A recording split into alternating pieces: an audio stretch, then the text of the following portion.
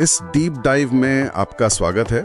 आज हमारे पास अटल बिहारी वाजपेयी जी पर कुछ स्रोत हैं जिनमें एक संक्षिप्त जीवनी भी शामिल है और हमारा मिशन है उनके जीवन और काम के जो सबसे अहम पहलू हैं उनको समझना, जैसे उनकी राजनीतिक यात्रा, उनके खास योगदान और हाँ, एक कवि के तौर पर उनकी पहचान। बिल्कुल, तो चलिए शुरू करते हैं। हाँ, और देखिए, वाजपेयी जी के बारे में एक खास बात जो लगभग सभी स्रोत बताते हैं वो ये है कि वो सिर्फ एक मंझे हुए राजनेता ही नहीं थे। सही कहा। बल्कि साहित्य जगत में भी, मतलब एक कवि के रूप में उनकी एक अलग, एक गहरी पहचान थी। ग्वालियर में जन्मे थे 25 दिसंबर 1924 को। हाँ, और उनका देहांत हुआ 16 अगस्त 2018 को। बिल्कुल। उनकी शुरुआती जीवन की बात करें तो जैसा जीवनी में है, ग्वालियर में पढ़ाई के दौरान ही हिंदी साहित्य और राजनीति दोनों में उनकी गहरी रुचि हो गई थी। अच्छा। और सूत्रों से ये भी पता चलता है कि काफी कम उम्र में, शायद भारत छोड़ो आंदोलन के समय ही, उनका राजनीति से, स्वतंत्रता संग्राम से जुड़ाव हो गया था। हाँ, और शायद यही शुरुआती जुड़ाव था जिसने आगे चलकर उनके इतने लंबे राजनीतिक सफर की, कह सकते हैं, नींव रखी। बिल्कुल। वो भारतीय जनता पार्टी मतलब भाजपा के संस्थापकों में से थे, ये तो खैर सभी जानते हैं। हाँ, ये तो जग जाहिर है। हाँ, पर सूत्रों में ये भी जिक्र है कि कैसे उन्होंने पार्टी को खड़ा करने में, उसे बनाने में एक अहम भूमिका निभाई थी। और संसद में उनका कार्यकाल तो बहुत ही लंबा रहा। बहुत लंबा, 3 बार प्रधानमंत्री बने वो। हाँ, 3 बार। पहले 1996 में, वो थोड़ी छोटी अवधि थी। हाँ, वो 13 दिन वाली सरकार थी शायद। हाँ, फिर 1998-99 में, और उसके बाद 1999 से 2004 तक वो पूरा कार्यकाल उन्होंने पूरा किया। अब आते हैं उनके योगदानों पर, और यहाँ कुछ चीजें वाकई मतलब ध्यान खींचती हैं। जैसे आर्थिक और तकनीकी मोर्चे पर भारत को मजबूत करने के लिए उन्होंने कई योजनाएं शुरू की, पर सबसे ज्यादा चर्चा में जो रहा और लगभग हर विश्लेषण में ये बात आती है, वो था 1998 का पोखरण परमाणु परीक्षण। हाँ, पोखरण 2। हाँ, सूत्र ये बताते हैं कि ये सिर्फ एक सैन्य कदम नहीं था। इसके जरिए वाजपेयी शायद वैश्विक मंच पर भारत की एक नई, एक मजबूत छवि बनाना चाहते थे। बिल्कुल, और इसने भारत को परमाणु शक्ति वाले देशों की कतार में लाके खड़ा कर दिया था, जो एक बहुत बड़ी बात थी उस समय। हाँ, बिल्कुल। और इसी से जुड़ा एक और पहलू उनकी विदेश नीति में भी दिखता है, जिसमें वो दृढ़ता और संवाद दोनों का संतुलन रखते थे। अच्छा, वो कैसे?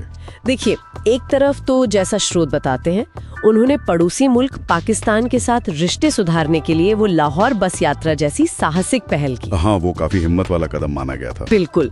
तो दूसरी तरफ जब कारगिल युद्ध का संकट आया तो वही वाजपेयी थे जिन्होंने बहुत ही निर्णायक नेतृत्व दिखाया।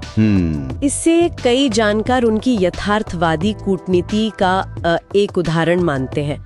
मतलब शांति की पूरी कोशिश, लेकिन जब राष्ट्र की सुरक्षा का सवाल हो तो कोई समझौता नहीं। हाँ, ये संतुलन वाकई काबिले तारीफ है। इसके अलावा उनकी राजनीति का एक और अहम पहलू था, वो था सांप्रदायिक सद्भाव बनाए रखने पर उनका जोर। सही बात। कई लेखों में उनके भाषणों का जिक्र आता है, कैसे वो अक्सर मिलीजुली संस्कृति की, लोकतंत्र की मजबूती की बात करते थे। हाँ, और राजनीति से हटकर अगर देखें तो उनकी जो कवि वाली पहचान है वो भी उतनी ही मजबूत थी।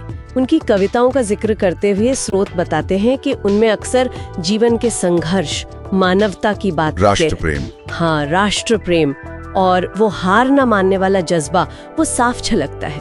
उनकी कुछ पंक्तियां तो आज भी मतलब लोगों को याद हैं। बिल्कुल याद है। हार नहीं मानूंगा, रार नहीं ठानूंगा, है ना? बिल्कुल। और शायद उनकी इसी बहुमुखी प्रतिभा और योगदान को देखते हुए उन्हें भारत का सर्वोच्च नागरिक सम्मान भारत रत्न भी दिया गया। हाँ, 1992 में उन्हें पद्म विभूषण मिला था और फिर बाद में भारत रत्न भी।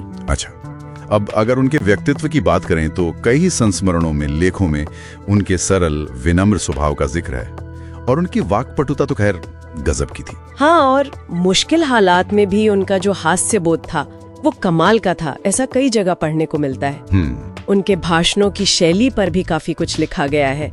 वो जटिल से जटिल मुद्दे को भी बहुत सहजता से, स्पष्टता से और तर्क के साथ रखते थे, और अक्सर उसमें वो काव्य का पुट भी होता था। हाँ, वो एक शायराना अंदाज था उनके भाषणों में। बिल्कुल, और यही अंदाज उन्हें बाकी नेताओं से थोड़ा अलग भी करता था। तो इस सब चर्चा का निचोड़ क्या है? हाँ, हमने इन स्रोतों के जरिए देखा कि अटल बिहारी वाजपेयी एक बेहद, कह सकते हैं, जटिल और बहुआयामी शख्सियत थे। वो एक प्रभावशाली राजनेता थे, पोखरण और कारगिल जैसे मामलों में कुशल रणनीतिकार, एक समर्पित सांसद, सद्भाव के पैरोकार और साथ ही एक ऐसे कवि जिनका लिखा दिल को छू जाता था। निश्चित रूप से। और यहाँ शायद एक विचार हम छोड़ सकते हैं आगे सोचने के लिए। हाँ बिल्कुल। कि आज के जो जटिल राष्ट्रीय और अंतर्राष्ट्रीय परिस्थितियां हैं, उनमें वाजपेयी जी की जो राजनीतिक व्यावहारिकता थी और साथ ही उनकी जो काव्यात्मक संवेदनशीलता थी, इन दोनों का जो अनोखा मिश्रण था उनके व्यक्तित्व में, क्या वो आज के नेतृत्व के लिए कोई प्रासंगिक सबक दे सकता है? ये एक बहुत दिलचस्प सवाल है सोचने के लिए, और इसी सवाल के साथ ये डीप डाइव यहीं समाप्त होता है।